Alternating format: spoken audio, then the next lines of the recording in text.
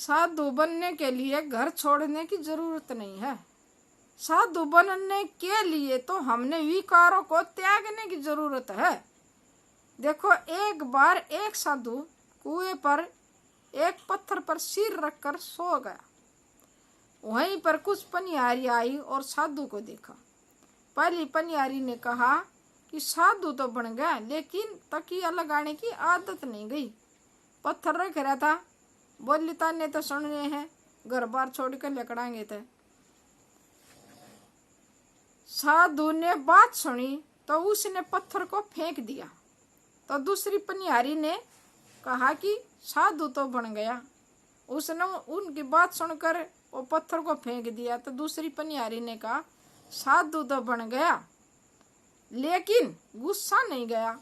थोड़ी सी बात पर पत्थर भगा दिया तो गुस्सा आया ना, तब गुस्सा नहीं गया। फिर साधु ने सोचने लगा, अब क्या करूं। इतनी देर में तीसरी पनियारी ने कहा कि हमारे जैसी तो न जाने दिन में कितनी पनियारी आएंगी। दूसरों की बातों पर कब तक परिवर्तन करने से साधु बन सकते हैं। ये बार बार दूसरा ही सुनाएंगे, उन पर उल्टा परिवर्तन करे जाएंगे तो साधु कैसे हैं। इस तरह फिर भगवान का ध्यान कब लगाएंगे। यह सब सुनकर चौथी पनिहारी ने कहा, इस तरह आपने तो आप साधु नहीं हैं। यदि आपने साधु बनना है तो सभी की बातों पर ध्यान न लगाएं।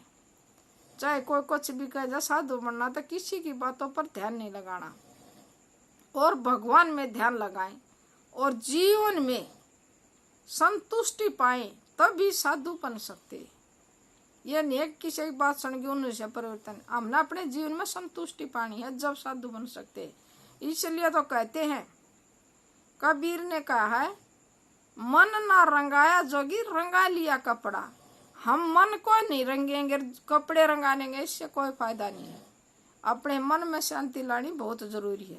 मन के दाग को धोना है और साधु बनना।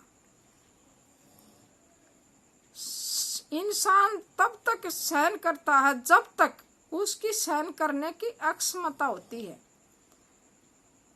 उसके बाद तो ना तो रिश्तों को जरूरी समझता है और ना ही वो अपनों को।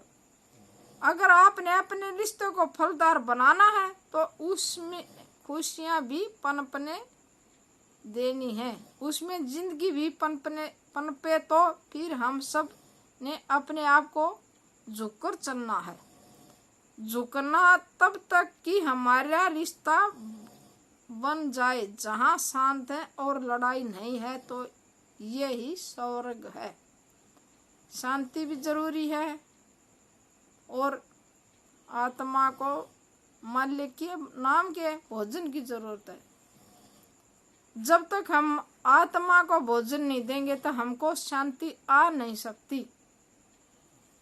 धन्यवाद। जय हिंद, जय भारत।